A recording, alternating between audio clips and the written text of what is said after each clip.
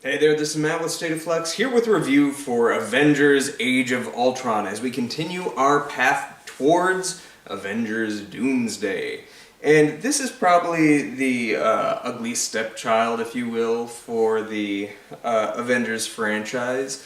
It's the least liked and the one that has the most obvious criticisms for it.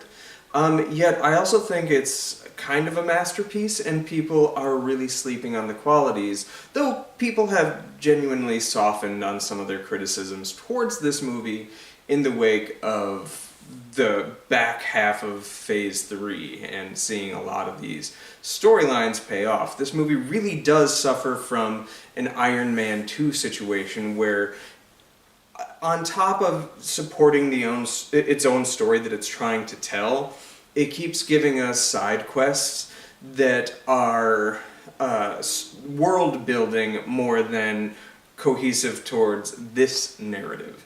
And at the time of release, that really worked against the film as a piece of a larger puzzle that we've now seen completed. This really does kind of work for me. It isn't as good as the first Avengers, and I think that needs to be kind of told up front. It isn't as good as the first Avengers, but just because it's a lesser film doesn't mean it's a bad one. And I will see some people conflate those two things in our sort of binary, it's either amazing or terrible metric that we review films on. Rotten Tomatoes really did rotten things to this world. And it's not Rotten Tomatoes' fault, honestly, it's just that people don't understand how that grading system works. But I do think Age of Ultron is genuinely fantastic. One of the things that I think really, really works for it is the fact that every single character has a growth. They change by the end of the film. You have somebody as sort of meaningless to the story as Sam Wilson who's saying, hey look, if things happen, you know you can count on me. And then at the end of the film, he is the sort of first person you see in the new Avengers lineup. Cap calls on him to be a carrier of this story as the story moves forward. You have somebody like War Machine who doesn't have a good story to tell to impress people because he's not truly an Avenger, to him becoming truly an Avenger and showing up during the final battle. You have the even like the dude from Captain America Winter Soldier who stood up for Cap, being one of the main agents of S.H.I.E.L.D. that you see when the helicarriers rise at the end. Everybody goes through a growth and a change, some for better, some for worse. Some will rub you the wrong way, but they have changed, and I think that is important in these stories. Stan Lee built the Marvel Universe to give you sort of like a never-ending lens with which to view these stories, and part of that was that the characters changed. He was big on the illusion of change, which would be something would change and then spring back a few years later, right? Sort of reset without resetting. But in order to do that, you have to be confident enough to make those changes, and this film is. Not everything gets paid off. I think the one thing that everybody, for whatever reason, got really upset about, which was the Black Widow Hulk love story, never really finds resolution. It softly does without words being spoken in Endgame, but and a brief acknowledging shot in Infinity War, but there did need to be a scene that just never seemed to be written in those other films. But that's not this movie's fault. I think the way those characters work, the bond that they have, is enough for me to see how those two could become romantic entanglements. And I think some of the best scenes in this film are the quiet scenes between those two just talking. There's true acting going on there, and there's interesting things, even if they might be a little bit on the problematic side, though I don't find it nearly as problematic as a lot of people do, especially being a lot of the criticisms being made about Black Widow's character adapted right from her comic book storyline, and so. What really compels me with this film is that it poses a moral question, which is, if Ultron was created to protect the Earth from any threat that should befall it, Tony is thinking out there what he's seen. But when Ultron is created and all things said and done, Ultron looks to this Earth and sees that the life on it is what needs to cease. The only way to fix this world is to kind of bring life back down to sort of an original standard, if you will. Wipe human beings off the planet, because the humans, the Avengers, all of this is what governs this Earth's demise. And so it's not that Ultron was made wrong, it's that he just might be right. And I think that is fascinating. Of all the villains in all the MCU movies, the one that I relate to most is Ultron. And now Ultron is the absolute cynicism that one looks at this world with and comes to a rational conclusion to. Yet I think the importance of Captain America in this story and some of the other characters' vision is that even though rationally we know that Ultron's goal in this would ultimately work and the problems would be fixed, there's hopelessness in that. And hope is what drives us, and we need to prove that we are better than that. And that's where the heroic moments of this film, I think, soar. Particularly in the back half of the film. I really, really liked that stuff. The fact that you have this clump of land, this great and terrible sword, this meteor that will plummet to Earth, slowly rising, and you have the heroes staying on it to ensure the safety and value of life of everybody present on this gets off. They're not going to get off until the people are safe. Seems like a slight jab at Man of Steel, and honestly a deserving one. But Black Widow's moment with Cap, where they just share this brief little pause in the battle, where he gives her a moment to get off, and she's like, no, I can't think of a better way to go. And it's not lost on me that her character ultimate demise is through falling. But this is a beautiful moment. Brings me to tears every single time I see it. Even though I know she doesn't die in that moment, she's prepared to. And the heroism in that is remarkable. There's a lot of moments like that in this. This movie isn't nearly as funny as the previous one, and I think people ding that as well. And some of the quips do kind of get in the way of what's going on. Not every line in it has a purpose like in the first film. But you get lines like that, scenes like that, that make this matter.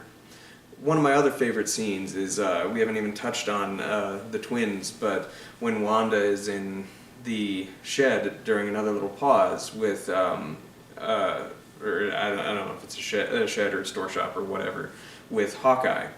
And he's like, it doesn't matter what you did, it doesn't matter who you were, when you walk out these doors, you are an Avenger. And the way his character builds up others, you can see how he redeemed and reclaimed Black Widow and why she elected to follow him. This does great work for Hawkeye, who was the most underwritten character prior to, and you really appreciate him in this film. They never even really use him as well as in this film again later. Though he has some good uses later, even including his own show, but this is prime or peak Hawkeye. The twins. The twins are fantastic. I like, deviating to X-Men Days of Future Past, I like his scene in there, Quicksilver, and that scene is done better. The effect of his speedster nature in that is done a little better in that film, or put to better use in that film. But I like this Quicksilver better than that one. He seems more authentic to the character as created in the comics. He looks a little more like how I picture how I picture Quicksilver looking. I like that his hair is kind of wisped clear, rather like he has abrased the color out of his hair just from the speed with which he runs. Also, he does the thing that none of these movies apparently do, which is show speed for speed. They don't slow the film down to show you how fast he's going. They show you how fast he's going, and he just zips along and stuff. And I prefer that form of speeding when you have a fast character. But Wanda steals the show. She is the best new character introduced in this film, and I say that knowing and acknowledging fully how much I just praised Ultron, and I love his character, his performance, his look, everything, especially his original look when he's like the broken Iron Man thing. It's very Frankenstein-y, and I absolutely love it. That is fantastic. He looks amazing. He should look like that the whole way through, or been like an Iron Man looking suit the whole way through, because I'm going to touch on that in a minute. But I do want to finish my Wanda's thoughts.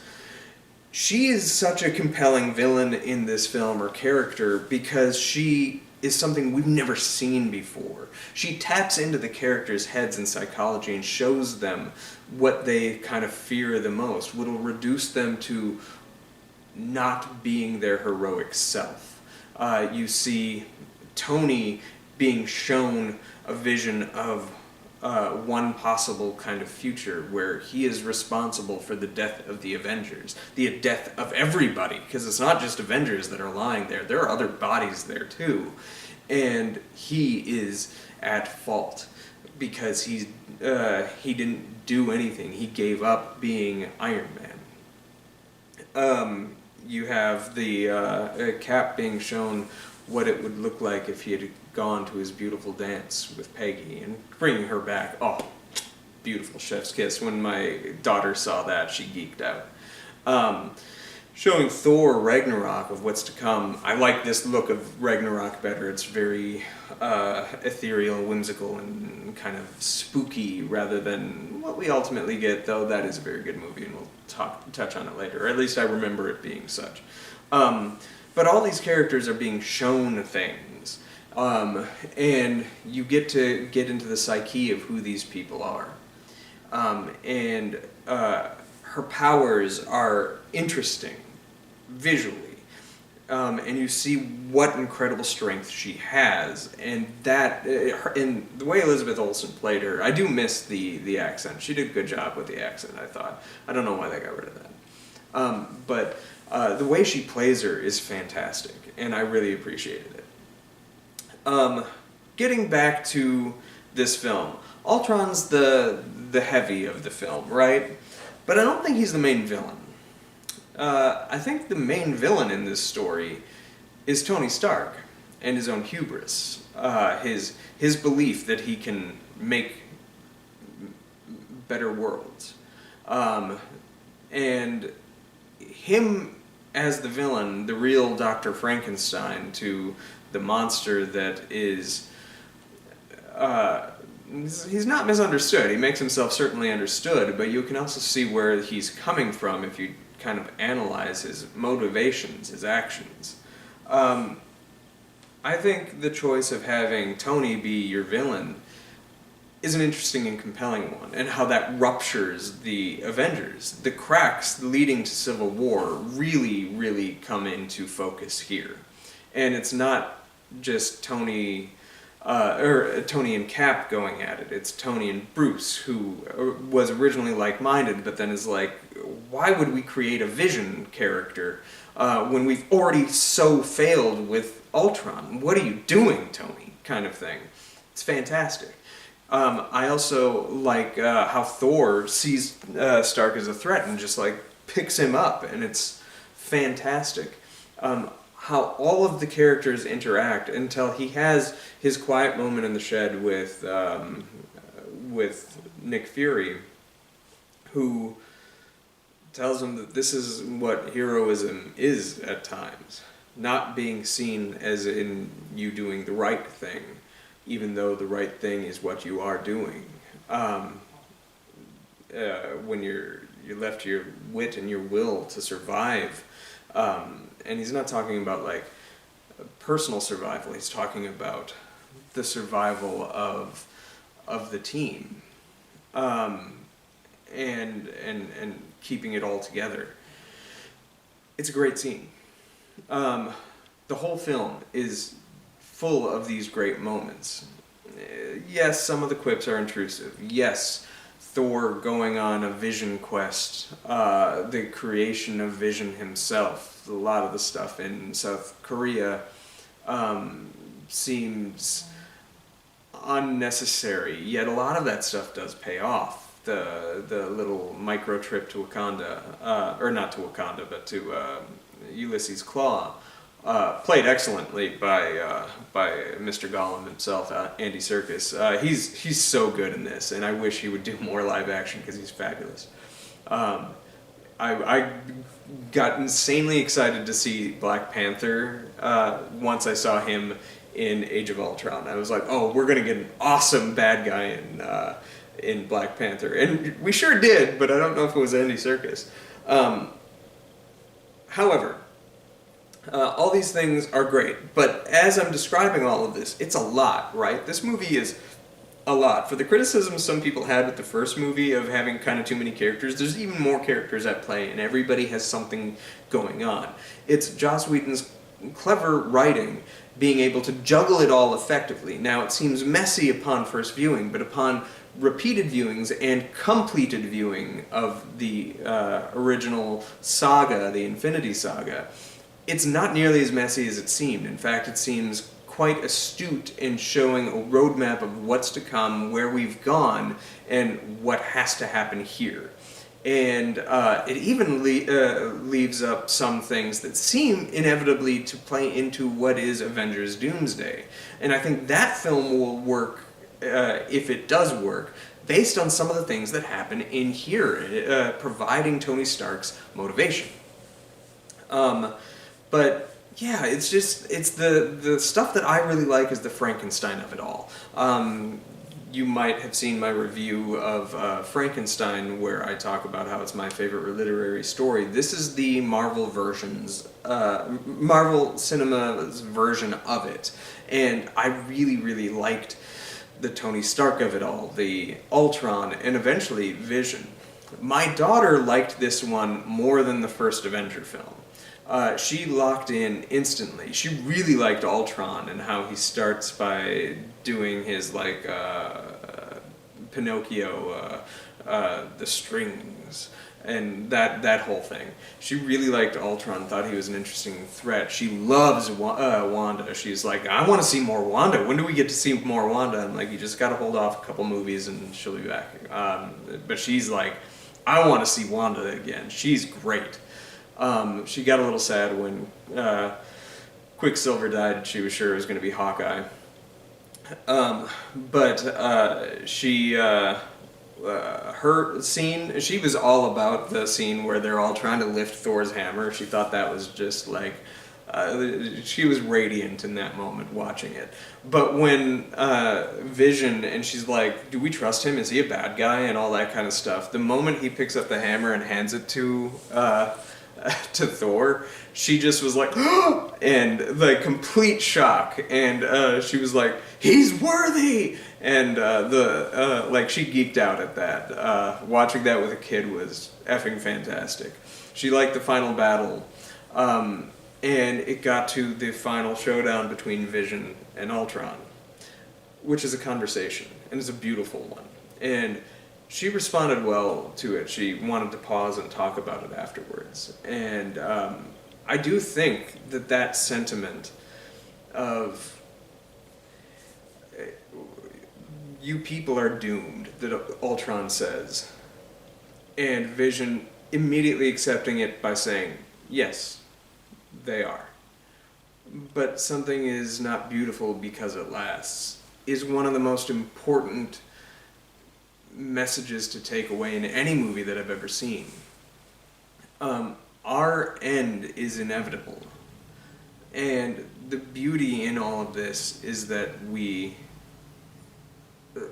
linger through and we find the beautiful moments. You sift through this film and you'll find 15, 20 beautiful moments. It's Cap and Black Widow on the rising